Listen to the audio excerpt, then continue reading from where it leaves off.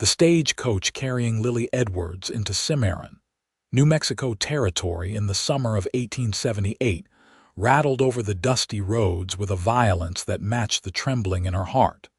And she knew that, when Harrison Reed saw her face for the first time, he would send her right back to Philadelphia without a second thought. She kept her wide-brimmed bonnet pulled low, the veil of netting obscuring the left side of her face where the fire had left its permanent mark 3 years ago. The scars ran from her temple down to her jaw, puckered and twisted flesh that made children cry and women gasp.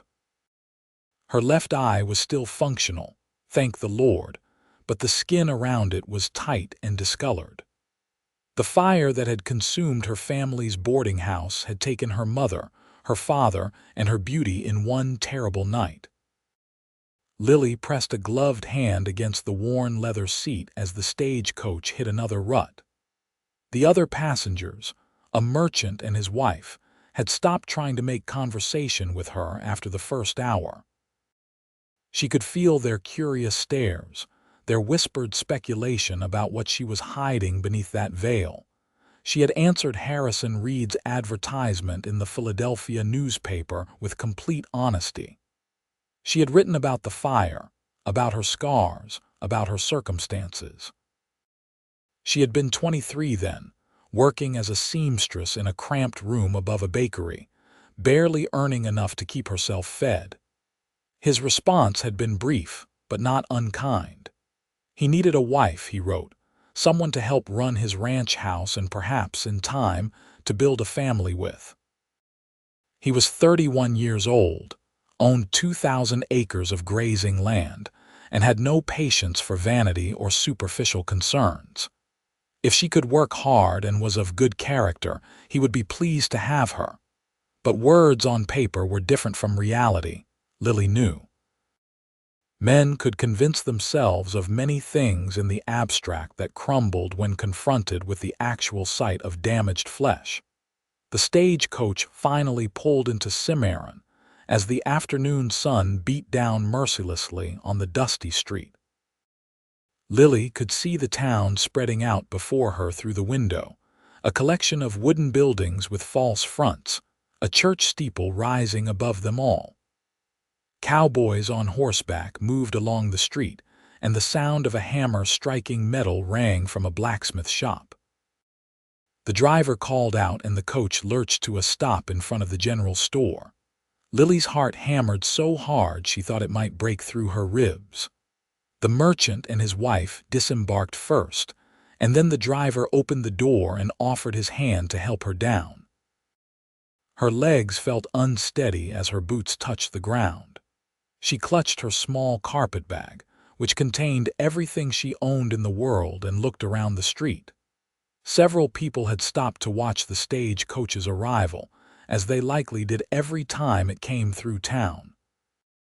"Miss Edwards." The voice was deep and measured, coming from behind her. Lily turned slowly, her breath catching in her throat. Harrison Reed was tall, easily over 6 feet, with broad shoulders that spoke of years of physical labor. He wore dusty work clothes, a chambray shirt with the sleeves rolled up revealing tanned, muscular forearms. His face was weathered by sun and wind, with strong features and a jaw that looked like it had been carved from granite. His hair was dark brown, almost black, and his eyes were an unexpected shade of gray-blue, like a winter sky. He held his hat in his hands, and those remarkable eyes studied her with an intensity that made her want to run. "Mr. Reed," she managed, her voice barely above a whisper. He nodded once, a quick dip of his head. "Welcome to Cimarron. Was your journey tolerable?" "It was long, but I managed well enough." Her hand unconsciously moved toward her veil, wanting to adjust it, to make sure it covered everything it needed to cover. Harrison noticed the gesture. His expression remained neutral, but something flickered in those gray-blue eyes. "My wagon is just down the street. If you will follow me, we can head out to the ranch before sundown. It is about an hour's ride." "Of course." Lily felt the stares of the townspeople, felt their curiosity burning into her back. A woman standing outside the general store whispered something to her companion, both of them watching Lily with undisguised interest. Harrison picked up her carpetbag as though it weighed nothing and started walking down the street. Lily hurried to keep up with his long strides. He led her to a sturdy wagon hitched to 2 horses, both of them looking well cared for with glossy coats. He placed her bag in the back of the wagon and then turned to help her up onto the seat. His hands were gentle as he took her elbow, but she could feel the strength in them, the calluses that spoke of hard work. She settled onto the wooden seat, arranging her skirts, and Harrison climbed up beside her, taking the reins in his capable hands. They rode out of town in silence. Lily watched the landscape change around them, the town giving way to open plains with mountains rising in the distance. The land was beautiful in a harsh, unforgiving way, so different from the crowded streets of Philadelphia. The sky seemed impossibly vast, stretching from horizon to horizon in an endless expanse of brilliant blue. "The ranch has been in my family for 15 years, Harrison said finally, breaking the silence. His voice was calm, almost matter-of-fact. "My father started it, but he passed 5 years ago from pneumonia. My mother followed him a year later. I have been running it alone since then with the help of 3 ranch hands. We run cattle mostly, some horses." "It sounds like hard work," Lily replied, grateful to have something to focus on besides her own anxiety. "It is, but it is honest work and the land provides if you treat it right." He glanced at her, just a quick look, and then returned his attention to the road ahead. "I will be honest with you, Miss Edwards. I need help. The house has been neglected.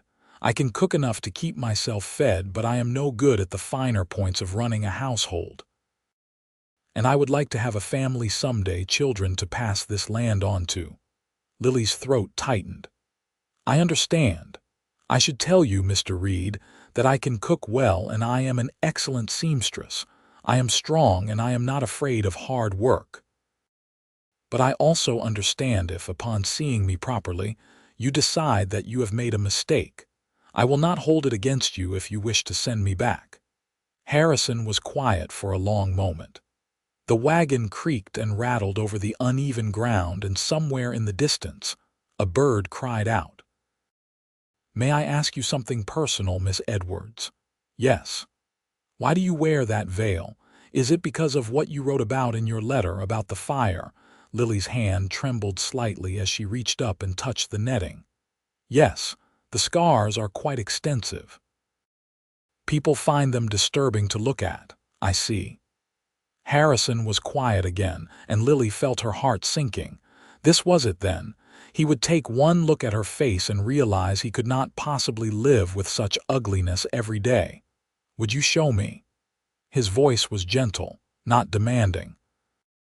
Lily closed her eyes for a moment, gathering her courage. Then, with shaking fingers, she unpinned the veil and lifted it away from her face, tilting her head so he could see the full extent of the damage on her left side. She heard him draw in a breath, and she waited for the revulsion, the pity, the awkward stammering that always came. But when Harrison spoke, his voice was steady. "Thank you for trusting me enough to show me." He looked at her fully now, his gray-blue eyes meeting hers directly. "I imagine that took considerable courage, Miss Edwards." Lily blinked in surprise. "You are not horrified?" "Horrified? No." Harrison returned his attention to the horses, but there was a thoughtfulness to his expression now. "I am thinking about the pain you must have endured and the losses you suffered. You wrote that your parents died in the fire. That must have been terrible beyond measure." Tears pricked at Lily's eyes. In 3 years, no one had expressed sympathy for her loss without it being overshadowed by horror at her appearance. "It was the worst night of my life. I cannot imagine. Losing both my parents was hard enough, but at least I had time to prepare to say goodbye. You had no such mercy." He was quiet for a moment and then added, "The scars tell a story of survival, Miss Edwards. There is no shame in that." Something inside Lily's chest loosened, just a fraction. She did not dare hope not yet, but his words were like water on parched earth. "You may call me Lily if you wish." "Then you must call me Harrison." He glanced at her again, and this time there was the hint of a smile at the corner of his mouth. "I think we are past the point of formality, considering we are to be married." "Are we?" Lily asked softly. "You still wish to marry me, even now that you have seen?" Harrison pulled the wagon to a stop. They were in the middle of the plains, with nothing around them but grass and sky and the distant mountains. He turned to face her fully, and the intensity in his eyes made her breath catch. "Lily Edwards, I am not a man who speaks flowery words or makes grand gestures, but I can tell you this plainly. I wrote in my advertisement that I needed a wife of good character who was willing to work hard.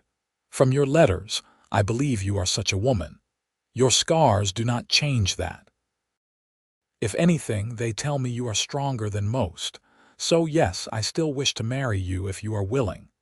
Lily felt tears spilling down her cheeks, both the scarred one and the unblemished one.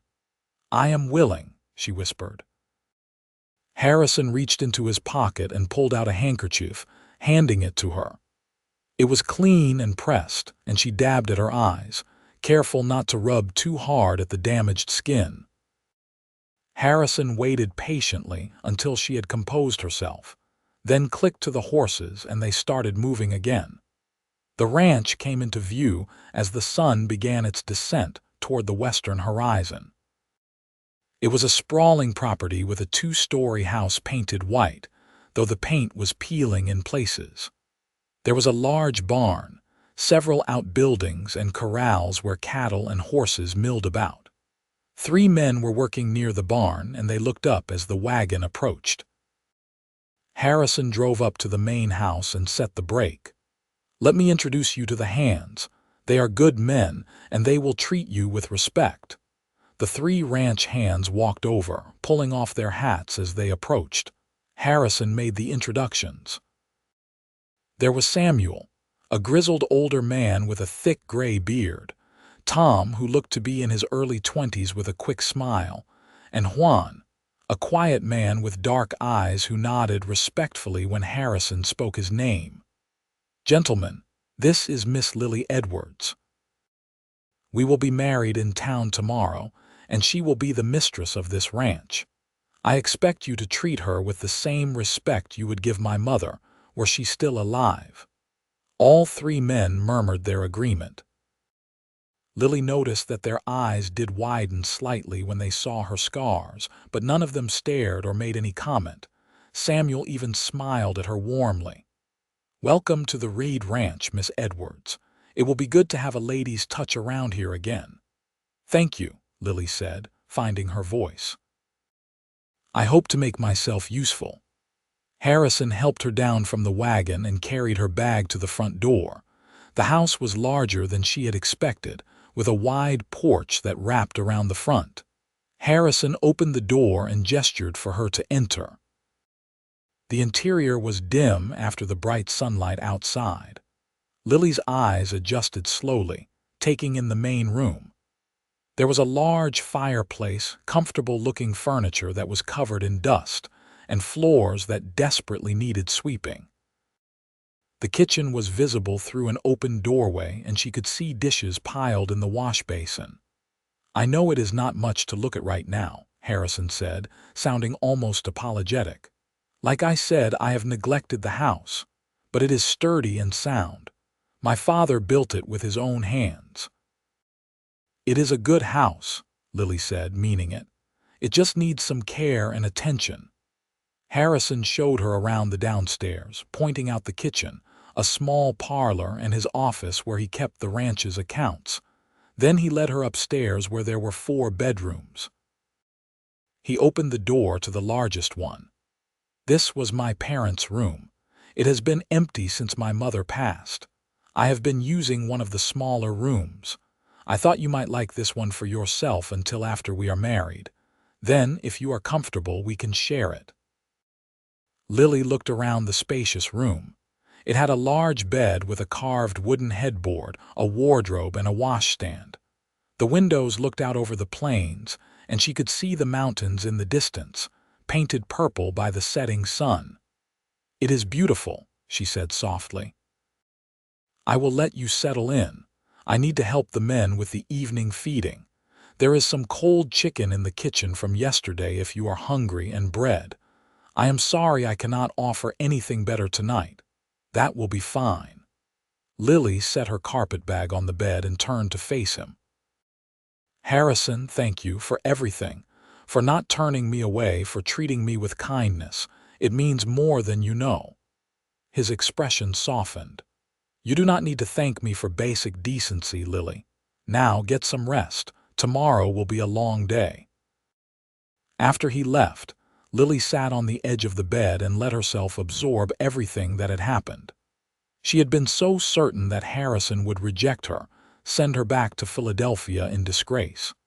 Instead, he had looked at her scars and seen past them to the person beneath.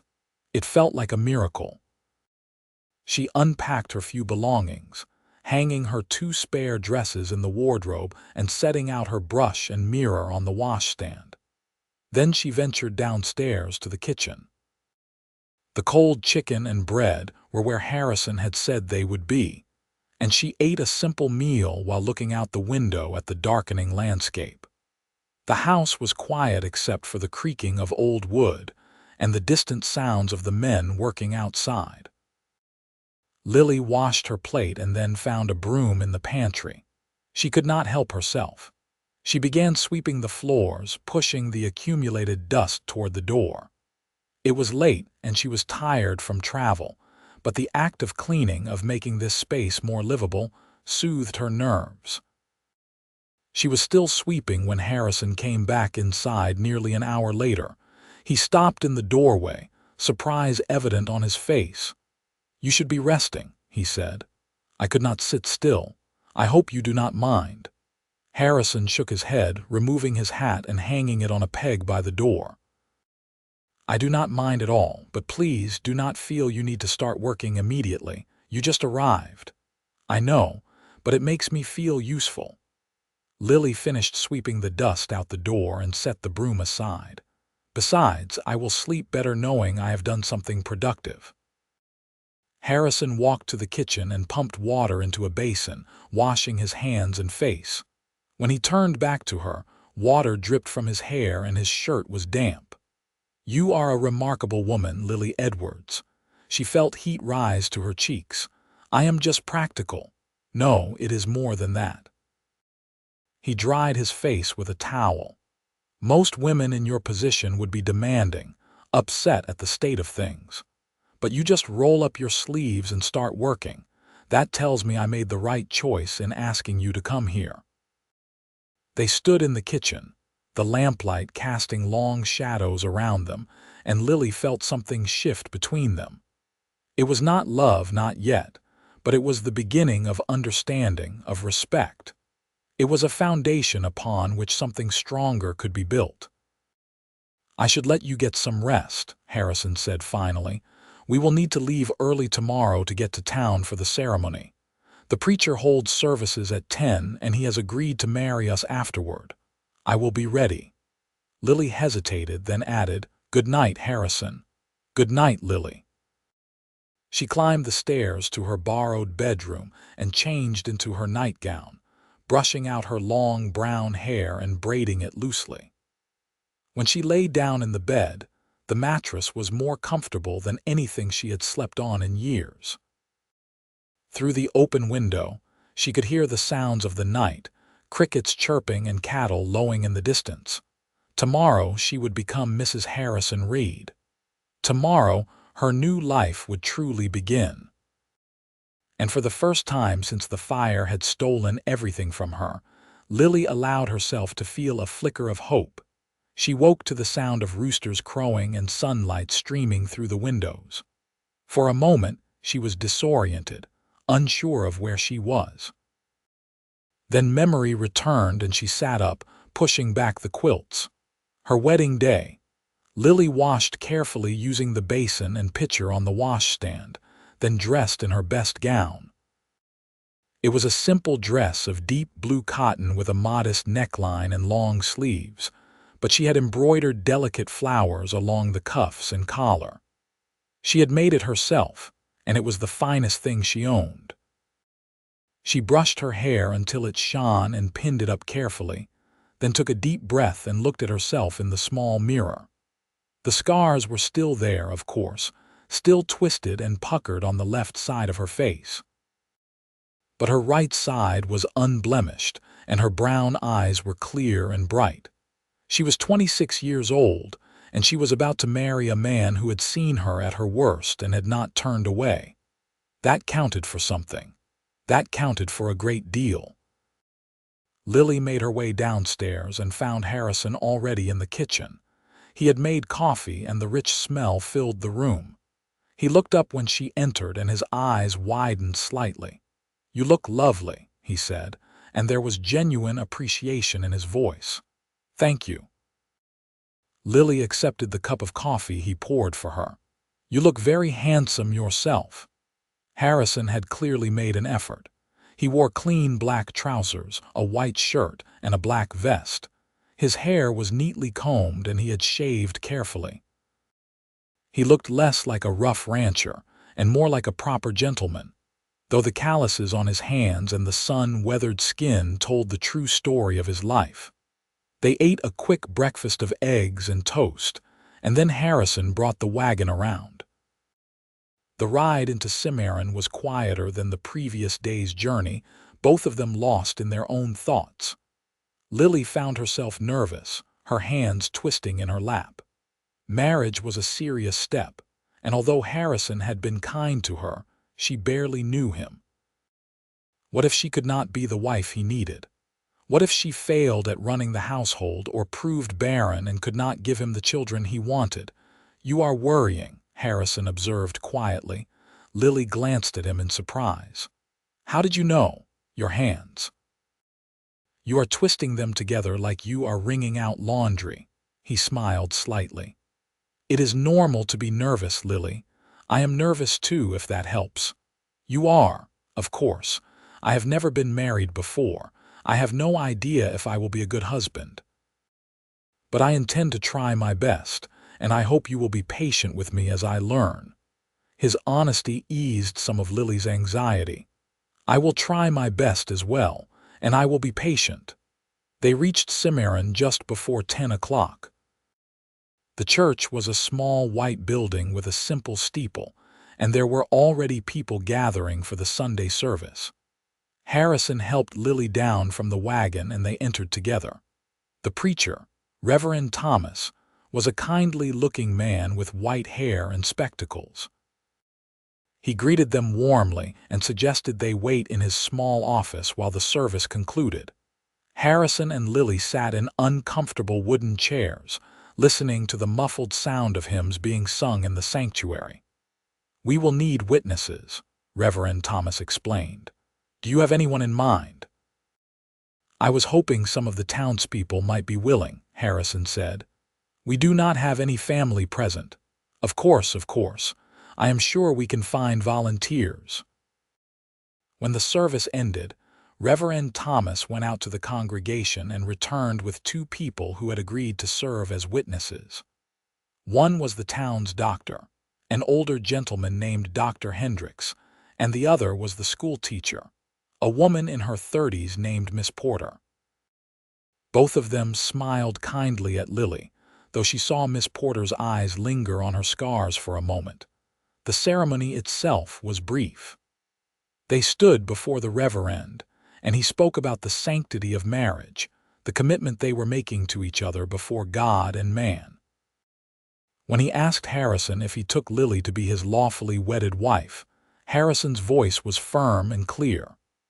"I do."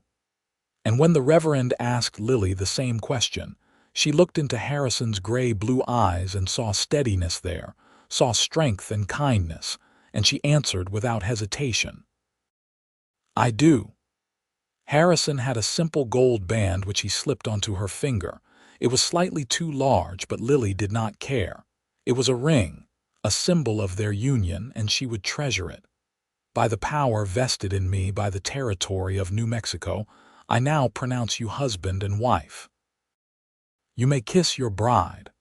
Harrison leaned forward carefully, giving Lily time to pull away if she wished, but she did not pull away. She tilted her face up to his, and his lips brushed against hers in a gentle, chaste kiss. It was her first kiss, and though it was brief, it sent warmth flooding through her entire body. They signed the marriage certificate, and Dr. Hendricks and Miss Porter added their signatures as witnesses. Reverend Thomas congratulated them heartily, and then they were outside in the bright sunshine, married. "Mrs. Reed," Harrison said, testing out the name. "Mr. Reed," Lily replied, and found herself smiling. Harrison took her hand, lacing his fingers through hers. His hand was large and warm, and Lily felt the calluses against her palm. "Would you like to have lunch at the hotel before we head back to the ranch?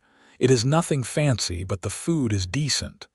"I would like that very much." They walked down the main street hand in hand, and Lily was aware of people watching them, whispering. Let them whisper, she thought. She was Mrs. Harrison Reed now, and she had nothing to be ashamed of.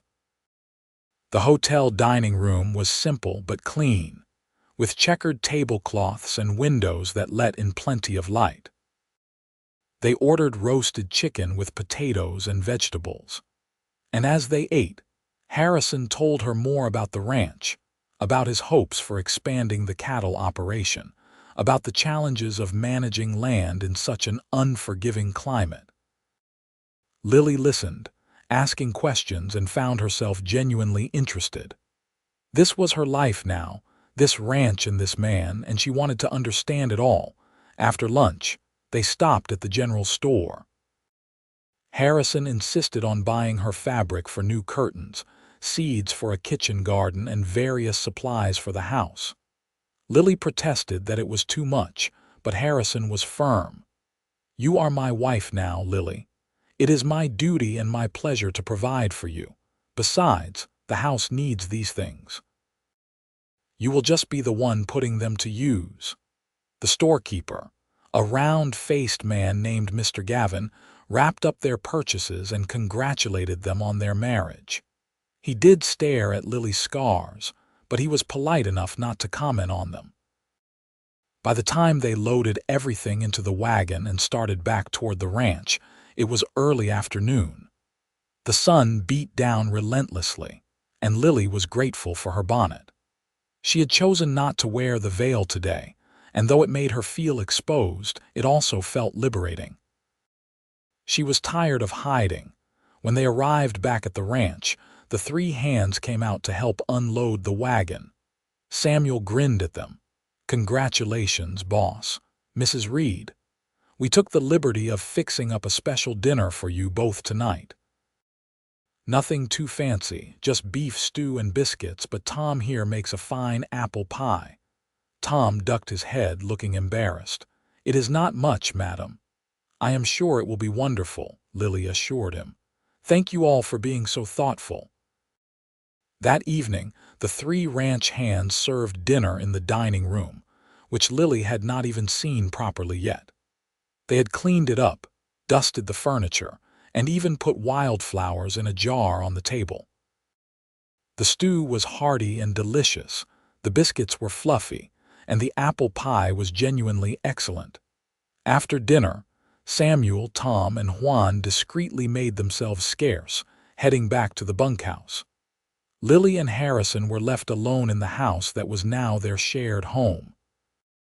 They sat in the parlor, the lamps casting a warm glow around the room. Lily had her sewing basket and was working on mending one of Harrison's shirts that had a torn seam.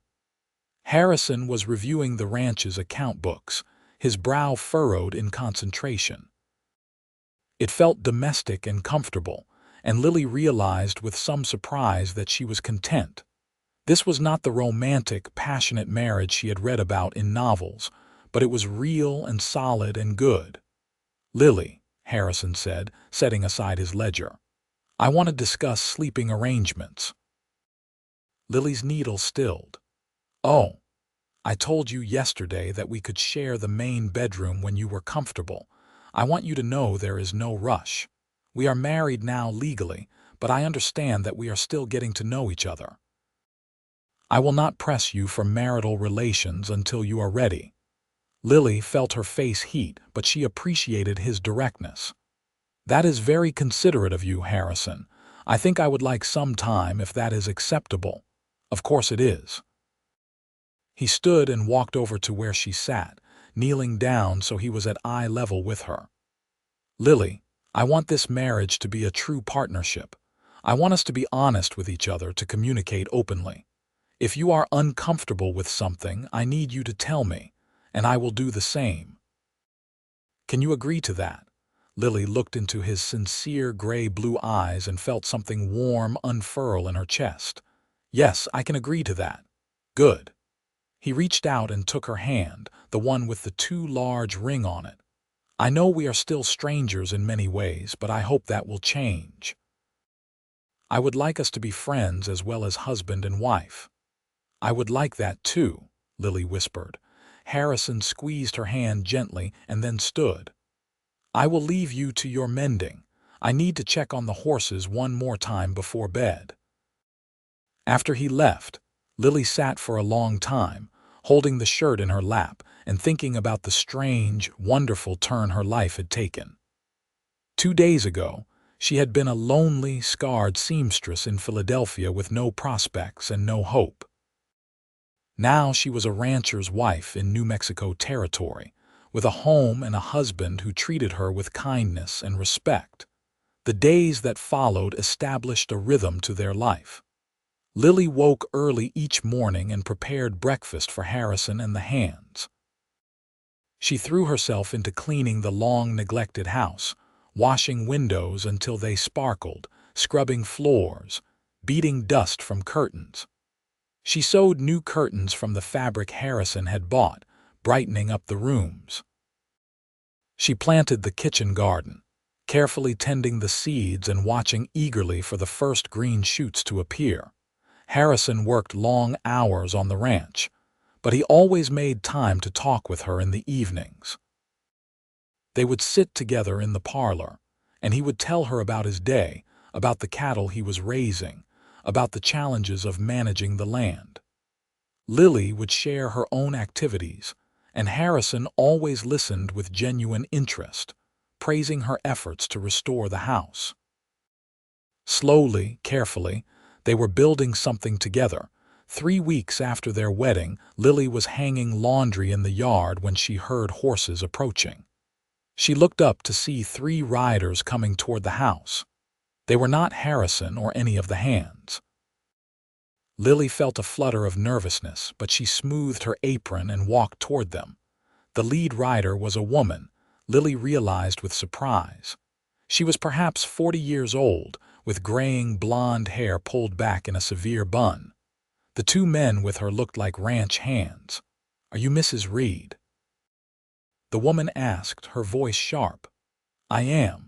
The woman dismounted with practiced ease and approached Lily. Her eyes swept over Lily's face, lingering on the scars, and her expression turned cold. "I am Victoria Langston. My ranch borders this property to the east. I heard that Harrison had sent for a mail-order bride, but I had to see for myself." There was something hostile in her tone that put Lily on guard. "It is nice to meet you, Mrs. Langston." "It is Miss Langston." Victoria looked Lily up and down critically. "I must say I am surprised. Harrison always had such exacting standards. I would have thought he would want a wife who was more presentable." The words were like a slap. Lily felt her face burning, but she kept her voice steady. "Harrison seems satisfied with his choice. Does he? Or is he simply too polite to say otherwise?" Victoria's smile was cruel. "You should know, dear, that Harrison and I have an understanding. We have known each other for years, and it was generally assumed we would marry eventually. I am sure he only sent for you out of desperation, and now that I have returned from visiting my sister in Santa Fe, we can correct this unfortunate mistake." Lily felt as though the ground was shifting beneath her feet. Was this true? Had Harrison been courting this woman? Had he only married Lily because Victoria was away? "Harrison has never mentioned you," Lily said, hating the tremor in her voice. "Of course he has not. Men are not good at discussing such delicate matters, but ask him yourself if you dare." Victoria remounted her horse, looking down at Lily with barely concealed disdain. "I will be seeing Harrison soon enough. We have business to discuss regarding shared grazing rights. Perhaps I will take that opportunity to remind him of what he is missing." She rode away with her two hands following, leaving Lily standing alone in the yard, her heart pounding. Was Victoria telling the truth? Lily did not want to believe it, but doubt had been planted in her mind. Harrison had been kind to her, yes, but he had never spoken of love. Their marriage was one of convenience. Perhaps he did harbor feelings for Victoria Langston. Perhaps he did regret his choice. Lily returned to her laundry with shaking hands, but she could no longer focus on her work. Her mind kept turning over Victoria's words, examining them from every angle. That evening, when Harrison came in for dinner, Lily was quieter than usual. He noticed immediately. "Is something wrong?" he asked, washing up at the kitchen pump. Lily set his plate in front of him, trying to decide if she should say anything. But they had agreed to be honest with each other, to communicate openly. She could not let this fester. "We had a visitor today," she said carefully. "Miss Victoria Langston." Harrison's head snapped up, his expression darkening. "What did she want?" "She said she wanted to meet me. She also said that you and she had an understanding, that everyone expected you to marry her." Lily forced herself to meet his eyes. "Is that true, Harrison?" Harrison set down his fork and let out a long breath. "Sit down, Lily, please." She sat across from him, her hands folded tightly in her lap. "Victoria Langston is my neighbor, yes. And at one time years ago, there was some discussion of a possible match between us. Her father and my father were friends, and they thought it would be a good way to unite the properties." Harrison rubbed a hand over his face. "But I never felt anything for Victoria beyond basic civility. She is cold and ambitious, and I did not want to marry her. When my father died, the discussion stopped. I thought that was the end of it. But she seems to think you still have feelings for her." "I do not. I never did." Harrison reached across the table and took Lily's hand. "Victoria is angry because I married you instead of her. She sees it as a slight, an insult to her pride. But Lily, you must believe me. There is no understanding between Victoria and me. I chose to marry you of my own free will, and I have not regretted that choice for a single moment." Lily searched his face, looking for any sign of deception, but found none. His gray-blue eyes were earnest and clear. "She said terrible things about my appearance. She said you must regret choosing someone so unsightly." Harrison's jaw tightened, anger flashing in his eyes. "Victoria Langston is a spiteful, small-minded woman. Please do not give her words any credence. You are my wife, Lily. That is all that matters. But you never said you found me attractive. You have been so careful not to press me for marital relations. I thought perhaps you were being kind, but maybe you simply do not desire me at all." The words tumbled out before Lily could stop them, revealing the insecurities she had been carrying since the fire. Harrison stood abruptly and came around the table, pulling Lily to her feet. He cupped her face in his hands, his calloused palms gentle against her skin, even the scarred side. "Lily Reed, you listen to me. I have been careful because I am trying to be a good husband, trying to give you time to feel comfortable with me. But make no mistake, I find you very attractive. When I look at you, I do not see scars. I see courage and strength and beauty. I see a woman who has survived hell and come out the other side still willing to hope, still willing to try. That takes my breath away." Lily felt tears welling in her eyes. "Truly, truly." He lowered his head and kissed her, not the chaste peck they had shared at their wedding, but a real kiss, deep and searching. Lily melted into it, her hands coming up to grip his shoulders. Heat flooded through her body, and when Harrison finally pulled back, they were both breathing hard. "I have wanted to do that for weeks," Harrison said, his voice rough. "But I was trying to be respectful. Perhaps I was too respectful." "Perhaps you were," Lily agreed, and then she pulled him back down for another kiss. That night, Lily moved her belongings into the main bedroom, and she and Harrison consummated their marriage. He was gentle and patient, and though Lily was nervous, Harrison made her feel cherished and desired. Afterward, she lay in his arms, her head on his chest, listening to the steady beat of his heart. "I am sorry I doubted you," she whispered into the darkness. "You had reason to. Victoria can be very convincing when she wants to be." Harrison's hand stroked through her loose hair. "But you are the one I want, Lily. You are the one I chose. Please remember that." "I will." The next morning, Lily woke to find herself alone in the bed. She could hear sounds from downstairs, the clatter of pans in the kitchen.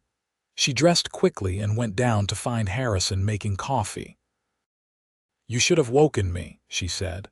"I am supposed to be making you breakfast. I thought you might like to sleep in for once." He smiled at her, and there was a new intimacy in his expression, a warmth that had not been there before. "Besides, I am not completely helpless in the kitchen." They worked together to prepare breakfast, and Lily felt a contentment she had never known before. This was what marriage should be, she thought, partnership and respect and growing affection. But Victoria Langston was not finished making trouble. A week later, Harrison had to ride into town for supplies. Lily stayed at the ranch, working on the garden and preparing preserves from the berries that grew wild on the property. She was in the kitchen, carefully filling jars with strawberry jam, when she heard raised voices outside. She looked out the window to see Victoria Langston dismounting from her horse. Samuel was trying to speak to her, but Victoria brushed past him and strode toward the house. Lily wiped her hands on her apron and went to the door, opening it before Victoria could knock. "Miss Langston." "Harrison is not here. He has gone into town." "I know. I saw him leaving. That is why I came now." Victoria pushed past Lily into the house, looking around with critical eyes. "So this is what you have done with the place. How quaint." "What do you want?" Lily asked, trying to keep her voice calm. Victoria turned to face her, and there was something dangerous in her expression. "I want you to understand something, Mrs. Reed. You may have tricked Harrison into marrying you, but you will never truly have him. He will always compare you to what he could have had with me. A whole woman, an attractive woman, someone who could stand beside him without making people stare in horror." "Get out of my house," Lily said, her voice shaking with anger now rather than fear. "Your house. This should have been my house. Harrison should have been my husband. But you came along with your sob story and your hideous scars, playing on his sympathy." Victoria stepped closer, her voice dropping to a hiss. "You are nothing but a charity case, and eventually Harrison will realize that. He will realize he made a terrible mistake, and he will wish he had chosen me instead." I said get out. Lily's hands were clenched into fists at her sides. Victoria laughed, a cold, brittle sound. "Make me." Lily had never been a violent person, but 3 years of pain and rejection and fear had built up inside her, and Victoria's cruelty was the spark that ignited it all. Without thinking, she shoved Victoria hard, pushing her toward the door. Victoria stumbled, shock on her face. "You dare to lay hands on me. This is my home, and you are not welcome here. Leave now, or I will have the hands throw you out bodily."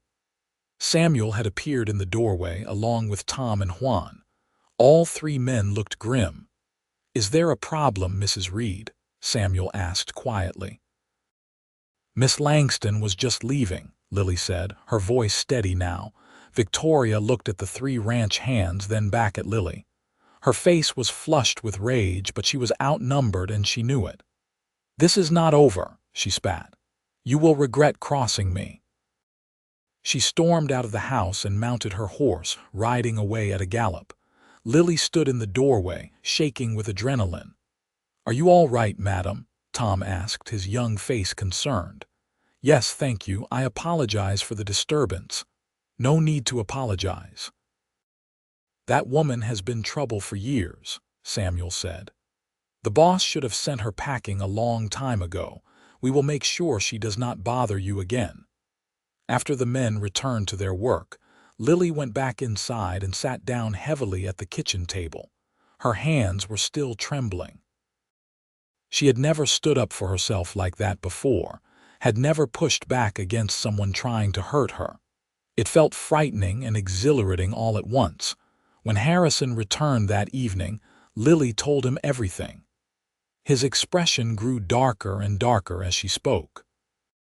"I will ride over to the Langston Ranch tomorrow and make it clear that Victoria is not to set foot on our property again," he said, his voice tight with anger. "Harrison, I do not want to cause problems between you and your neighbor." "You are not causing problems." "Victoria is causing problems, and I should have dealt with this sooner. I was too focused on being diplomatic, on maintaining neighborly relations. But she has crossed a line." He pulled Lily into his arms, holding her close. "I am sorry you had to deal with that alone. You should never have to defend yourself in your own home." "I handled it," Lily said, and there was pride in her voice. "I stood up to her and I made her leave." Harrison pulled back to look at her, and a smile tugged at his lips. "You did you? Samuel mentioned you shoved her pretty hard." "She deserved it." "I am sure she did." He kissed her forehead. "You are a fierce woman, Lily Reed. I am lucky to have you." The next day, Harrison rode to the Langston Ranch and had what he later described as a frank conversation with Victoria. He told Lily that he had made it abundantly clear that any further harassment would not be tolerated, and that Victoria had finally seemed to understand that her pursuit was futile. "She actually apologized," Harrison said, though he sounded skeptical. "I do not trust that it was sincere, but at least she knows where she stands now." "You think she will truly leave us alone?" Lily asked. "I think she will. Victoria is many things, but she is not stupid. She knows that she has nothing to gain by continuing this campaign against us. She will lick her wounds and move on." Harrison was right. Victoria Langston stopped her visits, and though Lily occasionally saw her in town, Victoria always looked the other way, pretending not to see her. It was a relief to have that particular source of stress removed from their lives. As summer gave way to fall, Lily continued to make the ranch house into a real home. She sewed quilts and curtains, painted the trim on the windows, and filled every room with small touches that made the space feel lived in and loved. The kitchen garden flourished under her care, providing fresh vegetables for their meals. Harrison often told her how much he appreciated her efforts, but more than his words, she could see it in the way he looked at their home now, with pride and contentment. The house that had been merely functional was now beautiful. Their relationship deepened as well. They talked for hours in the evenings, sharing stories from their pasts, their hopes for the future. Harrison told her about his childhood on the ranch, about learning to ride and rope cattle from his father. Lily told him about growing up in Philadelphia, about learning to sew from her mother, about the dreams she had once had of becoming a dressmaker with her own shop. "You could still do that, you know," Harrison said one evening. Not in Philadelphia, but here. There are women in Cimarron who need a good seamstress. You could take in work if you wanted." "I would like that," Lily said thoughtfully. "Once I have the house fully in order, I could start advertising my services. Then we will make it happen." Physically, their relationship blossomed as well. Harrison was an attentive and passionate lover, and Lily found herself craving his touch, his kisses. She no longer felt self-conscious about her scars when they were intimate. Harrison had proven over and over that he found her desirable, and that assurance had given her a confidence she had never possessed before. By November, Lily realized that her monthly courses had not come. At first, she thought it was simply late, but when another week passed and then another, she began to suspect the truth. She was carrying Harrison's child.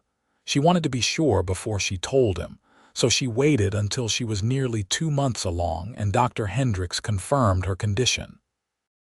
The doctor smiled at her warmly. "Congratulations, Mrs. Reed. You are in excellent health, and I see no reason to expect any complications. The baby should arrive sometime in late May or early June." Lily could barely contain her joy as she rode home from town. A baby.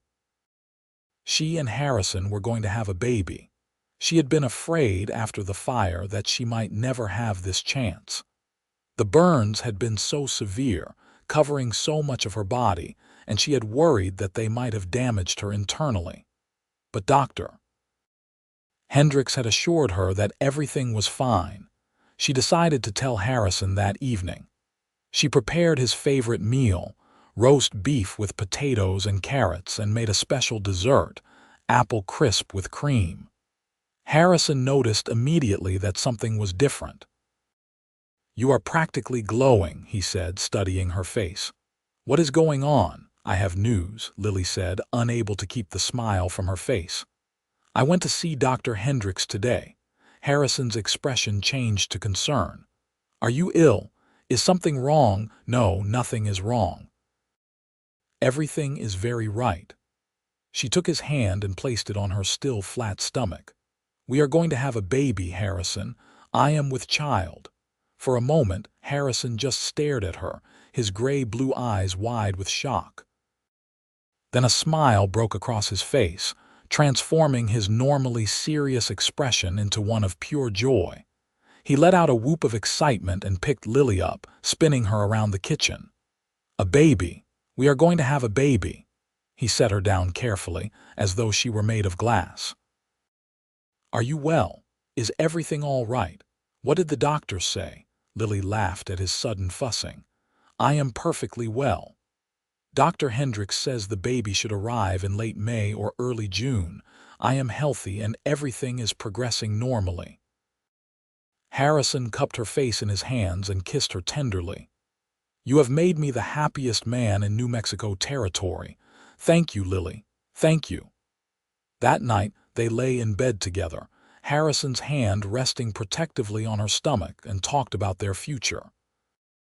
They discussed names, both for boys and for girls. They talked about what kind of parents they wanted to be, what kind of life they wanted to build for their child. "I want our child to grow up knowing they are loved," Harrison said quietly. "I want them to feel safe and protected. And I want them to grow up seeing their parents respect and care for each other, so they know what a good marriage looks like." "That is what I want too," Lily whispered, tears pricking at her eyes. "Harrison, I need to tell you something. I did not expect to fall in love with you. When I answered your advertisement, I thought it would be a practical arrangement, nothing more. But I have fallen in love with you, deeply, completely in love with you." Harrison rolled onto his side, pulling her close. "I love you too, Lily. I think I started falling for you the moment you showed me your scars on the wagon ride to the ranch. You were so brave, so honest. And every day since then, I have fallen more and more in love with you. You are everything I never knew I needed." They kissed in the darkness, a long, slow kiss that spoke of promises and forever. The winter months passed in a contented blur. As Lily's pregnancy progressed, Harrison became increasingly protective. He did not want her lifting anything heavy or working too hard. Lily found it equal parts endearing and frustrating. "I am pregnant, not made of porcelain," she protested one day when Harrison tried to stop her from hanging laundry. "I know, but I worry. I cannot help it." He took the wet sheet from her hands and hung it himself. "Humor me, please." Lily sighed but let him help. She knew his protectiveness came from love, and she could not fault him for that. As her belly grew, Lily began sewing baby clothes, tiny gowns and blankets. She transformed one of the upstairs bedrooms into a nursery, painting it a cheerful yellow and making curtains with embroidered rabbits. Harrison built a cradle with his own hands, carving delicate designs into the wood. Christmas came, their first as a married couple. They spent a quiet day at the ranch, exchanging simple gifts. Harrison gave Lily a beautiful shawl he had bought in town, soft wool in a rich burgundy color. Lily gave Harrison a new shirt she had sewn, with careful stitching and mother-of-pearl buttons. "It is perfect," he said, running his fingers over the fine workmanship. "You have such skill with a needle." "I have been thinking about what you said about taking in sewing work. After the baby is born and I have recovered, I would like to try. Perhaps I could take on a few clients, see if there is demand." "I think that is a wonderful idea. You should use your talents." In March, when Lily was 7 months along, disaster struck. She was in the kitchen making bread when she felt a sudden sharp pain in her abdomen. She cried out, doubling over, and the bowl of dough clattered to the floor. Samuel, who had been passing by the open window, heard her cry and rushed inside. "Mrs. Reed, what is wrong?" "The baby," Lily gasped. "Something is wrong. The pain is so sudden." Samuel did not hesitate. He scooped Lily up into his arms and carried her to the sofa in the parlor, then sent Tom racing to find Harrison and Juan racing to town to fetch Dr. Hendricks. Harrison arrived at the house in record time, his face pale with fear. He knelt beside the sofa and took Lily's hand. "Hold on, love. The doctor is coming. Just hold on." The pain came in waves, sharp and frightening. Lily tried to breathe through it, tried to stay calm, but she was terrified. It was too early for the baby to come. If she went into labor now, the child might not survive. Dr. Hendricks arrived what felt like hours later, though it was likely only 30 minutes. He examined Lily carefully, his expression grave. "It is not labor, thank God, but you are having contractions, Mrs. Reed. Your body is threatening to expel the baby early." He looked at Harrison. "She needs complete bed rest from now until the baby comes. No getting up except to use the necessary, no work of any kind. If we can keep the baby inside for at least another month, preferably 2, the child will have a much better chance." "She will have complete bed rest," Harrison said firmly. "Whatever she needs." For the next 2 months, Lily was confined to bed. It was maddening, lying there day after day, unable to do anything productive. But she did it for the baby, for the tiny life growing inside her that depended on her to stay still. Harrison was wonderful. He brought her meals, read to her, sat with her for hours just talking. The ranch hands also did their part, bringing her wildflowers and telling her amusing stories to keep her spirits up. Finally, in late May, right on schedule, Lily's labor began in earnest. This time, the contractions were regular and strong, and Dr. Hendricks confirmed that the baby was ready to be born. The labor was long and difficult. Lily had heard stories from other women about childbirth, but nothing could have prepared her for the reality of it. The pain was intense, all-consuming, and there were moments when she thought she could not endure another second. But Harrison was there, holding her hand, wiping her brow with a cool cloth, murmuring encouragement. "You can do this, Lily. You are the strongest person I know, just a little longer." Finally, after nearly 14 hours, Lily heard the most beautiful sound in the world, her baby's first cry. "It is a boy," Dr. Hendricks announced, holding up the squalling infant. "A healthy baby boy." Harrison's face was wet with tears as the doctor placed the baby in Lily's arms. She looked down at the tiny, perfect creature, at his red face and dark hair and flailing fists, and felt a love so fierce it took her breath away. "Hello, little one," she whispered. "Welcome to the world." "He is perfect," Harrison said, his voice choked with emotion. "You are both perfect." They named him Henry Samuel Reid, Henry for Harrison's father and Samuel for the ranch hand who had been such a help to them. Little Henry was a good baby, eating well and sleeping in regular patterns. Harrison was besotted with his son, spending every free moment holding him, talking to him, marveling at every tiny yawn and stretch. Lily recovered quickly from the birth, and by July, she felt strong enough to resume her normal activities. She still spent most of her time with Henry, nursing him and caring for him, but she also returned to managing the household. One day in August, Miss Porter, the schoolteacher from town, came to visit. She admired little Henry and then surprised Lily with a request. "Mrs. Reed, I have heard from several women in town about your sewing skills. They have seen the clothes you make for yourself and your husband, and they are very impressed. Would you be willing to take on some commission work? I need a new dress for the Harvest Festival, and I would be honored to have you make it." Lily's heart leaped. "I would be delighted. When do you need it by? The festival is in 6 weeks.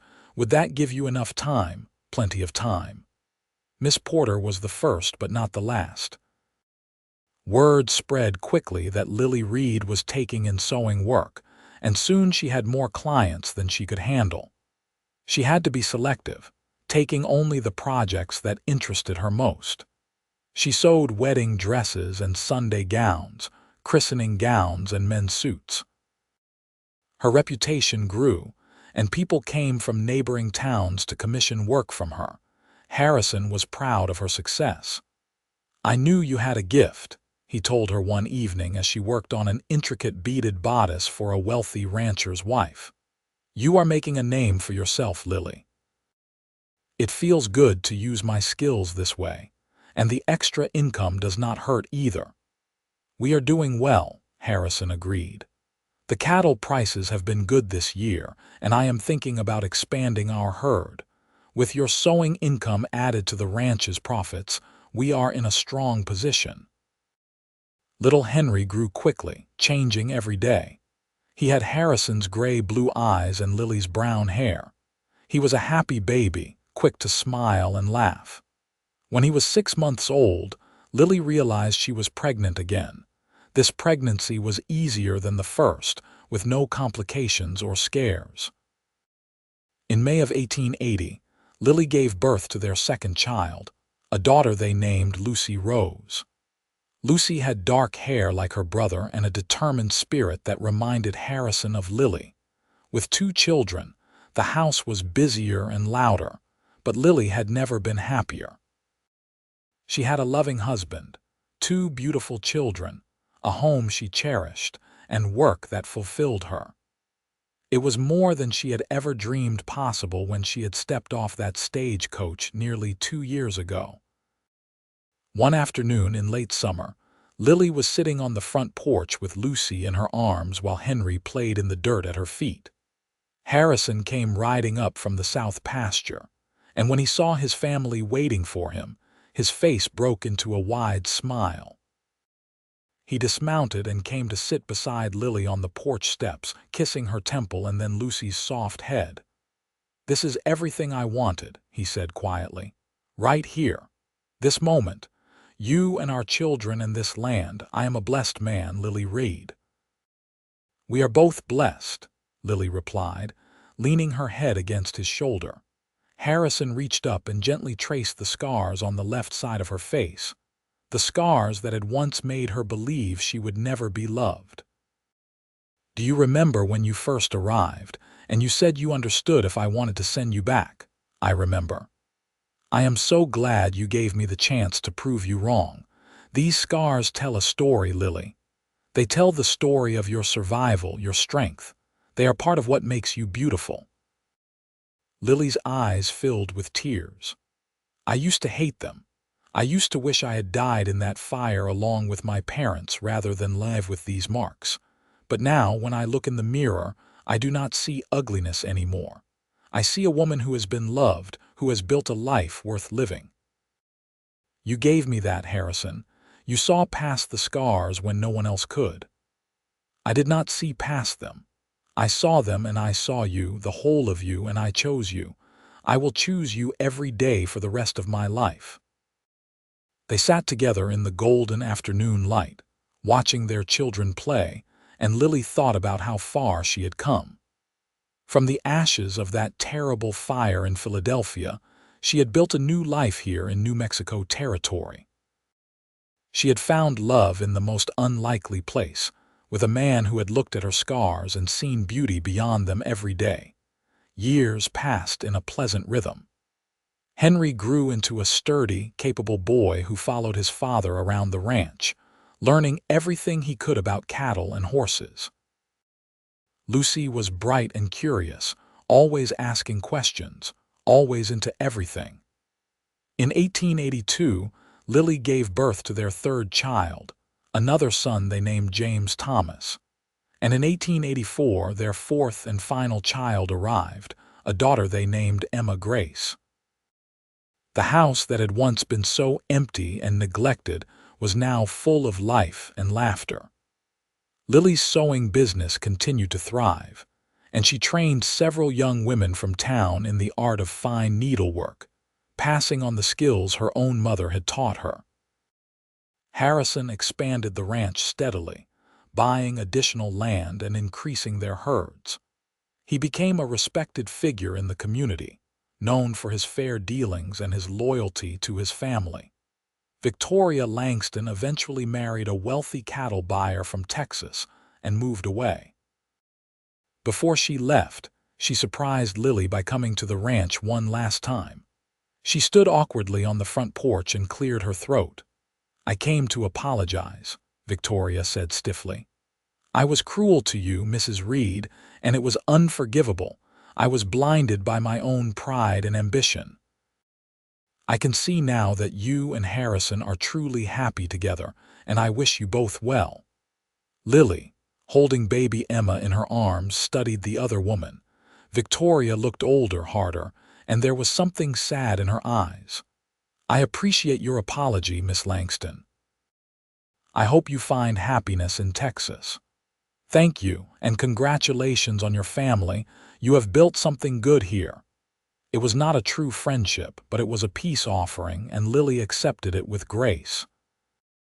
By 1890, when Lily was 38 and Harrison was 43, their 4 children were growing up strong and healthy. Henry was 12 and already handling many of the ranch's responsibilities. Lucy was 10, bright and ambitious, talking about becoming a teacher like Miss Porter. James was 8, quiet and thoughtful, more interested in books than cattle. And Emma was 6, the baby of the family, spoiled by everyone. One evening, after the children were in bed, Harrison and Lily sat on the front porch as they had done countless times before. The stars were brilliant in the clear New Mexico sky, and the air was cool and pleasant. "You ever think about that day you arrived?" Harrison asked, taking her hand in his.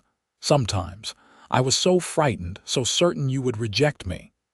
"I was nervous too. I had no idea if we would be compatible, if we could build a life together. But from the moment you showed me your face on that wagon ride, I knew you were someone special. You had such courage." Lily leaned her head against his shoulder. "I fell in love with you slowly, over weeks and months. But now I cannot imagine my life without you. You gave me everything, Harrison. A home, a family, a purpose. You made me feel beautiful when I thought I was ruined. You were never ruined. You were tested by fire and came through it. That makes you precious, Lily. like refined gold. They sat in comfortable silence, listening to the sounds of the night, the distant lowing of cattle, the chirp of crickets, the soft rustle of wind through the grass. "I love this life we have built," Lily said softly. "Every morning when I wake up beside you, I thank God for bringing me here, for bringing me to you. And I thank God for your courage in answering my advertisement. You took a risk, Lily. You came all the way across the country to marry a stranger. That took incredible bravery. I did not have much choice at the time. I was desperate. Perhaps. But you could have given up. You could have let the fire destroy you completely. Instead, you chose to keep living, to keep hoping. That is what I admire most about you." As the years continued to pass, the Reed family became a cornerstone of the Cimarron community. Harrison served on the town council, helping to make decisions about schools and roads and other civic matters. Lily's sewing business employed 5 women, and she was known throughout the territory for her fine work. Their children grew into adulthood. Henry took over more and more of the ranch's operations, eventually becoming Harrison's full partner. He married a sweet-natured girl from town named Sarah, and they built a house on the far edge of the property. Lucy fulfilled her dream of becoming a teacher, taking over Miss Porter's position when the older woman retired. James surprised everyone by announcing he wanted to study law, and Harrison proudly sent him to college in Denver. Emma, the baby, showed a talent for music and spent her days practicing piano and singing. In 1895, Harrison and Lily became grandparents for the first time when Henry and Sarah welcomed a baby boy.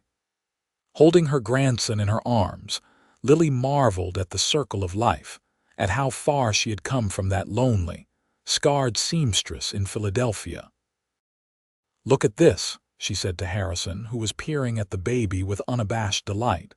"We have a grandson. The first of many, I hope. Henry and Sarah are young yet." The baby grasped Lily's finger with his tiny hand, and she felt tears slide down her cheeks.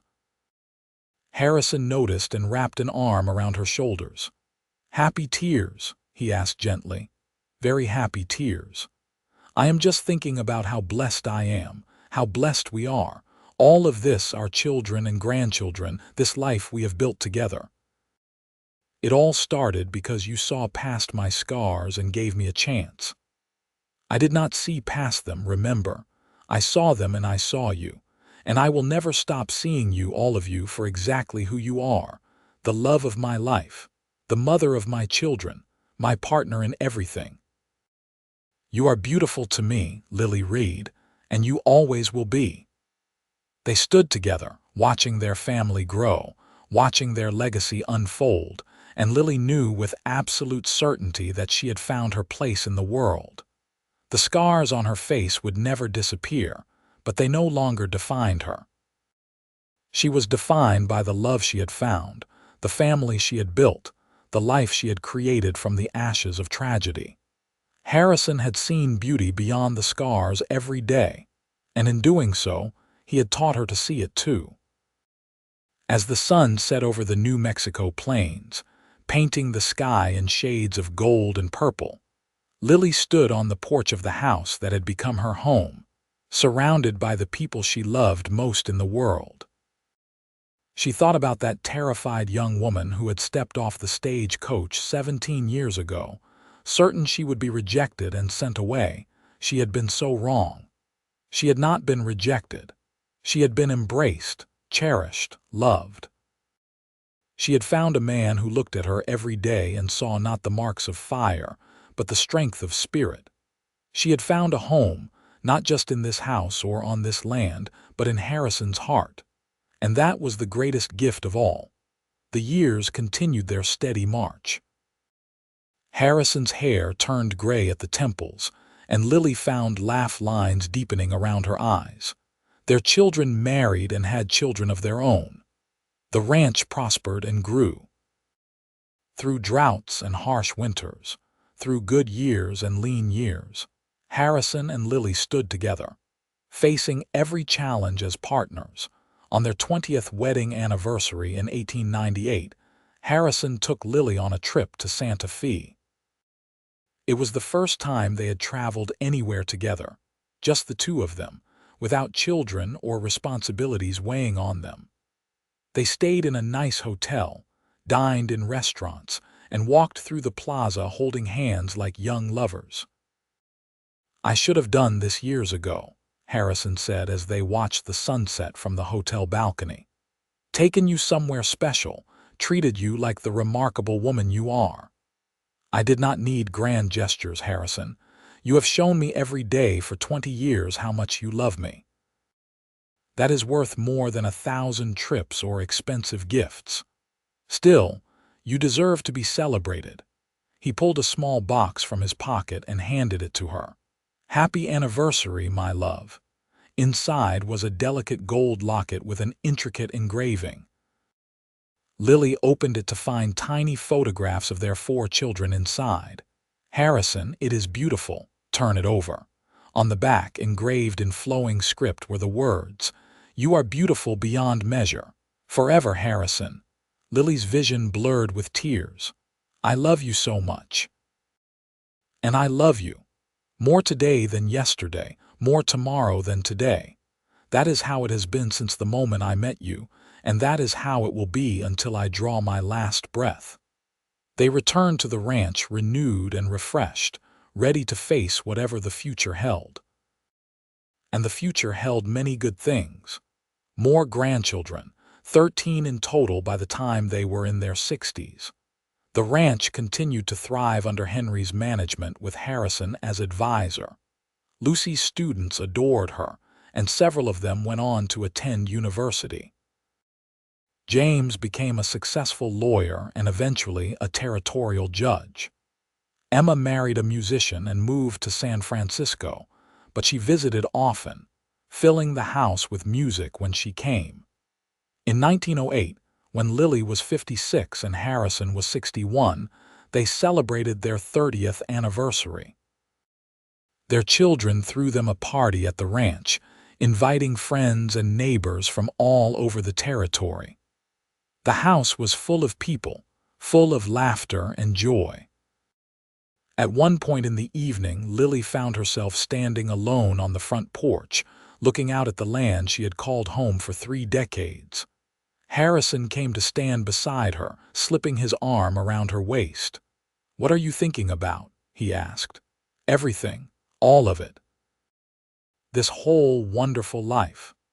She turned to face him, reaching up to touch his weathered cheek. "Thank you, Harrison. Thank you for seeing me, truly seeing me on that day I arrived. Thank you for looking at my scars and choosing to love me anyway." "Not anyway," Harrison corrected gently, as he had done so many times over the years. "I loved you because of everything you are, scars included. They are part of your story, Lily, and your story is beautiful." She kissed him then, a kiss full of 30 years of love and partnership and unwavering devotion. When they pulled apart, their children and grandchildren were watching from the windows, smiling at the sight of their parents and grandparents still so clearly in love after all these years. "Come," Harrison said, taking her hand. "Our family is waiting for us." They went back inside together, hand in hand, ready to celebrate with the people they loved most in the world. And as Lily looked around at the faces of her children and grandchildren, at the home she had made beautiful, at the man who had given her everything, she knew that her story had had the happiest of endings. She had been a mail-order bride, scarred by fire, certain she would never be loved. But Harrison Reed had seen beauty beyond the scars every single day. And in doing so, he had given her not just a home, but a life full of love, purpose, and joy that exceeded anything she had ever dared to dream. That was the true miracle. Not that the scars had disappeared or been healed, but that they had stopped mattering. What mattered was the love they had built together, the family they had raised, the life they had created. The scars were simply part of the tapestry of their story, a reminder of where they had started and how far they had come. As the party continued around them, with music and dancing and laughter filling every corner of the house, Lily held Harrison's hand and knew with absolute certainty that she was exactly where she was meant to be. She had found her home, not in a place, but in the heart of a man who had looked at her and seen beauty beyond measure every day for 30 years. And she would love him wholly and completely for all the days that remained to them. The story that had begun with fear and uncertainty on a dusty street in Cimarron had become a story of enduring love, of family, of a life well lived. It was a story that would be told to their grandchildren and great-grandchildren, a legacy of love that would outlast them both. And it all started because one man had the wisdom and the heart to see beauty beyond the scars.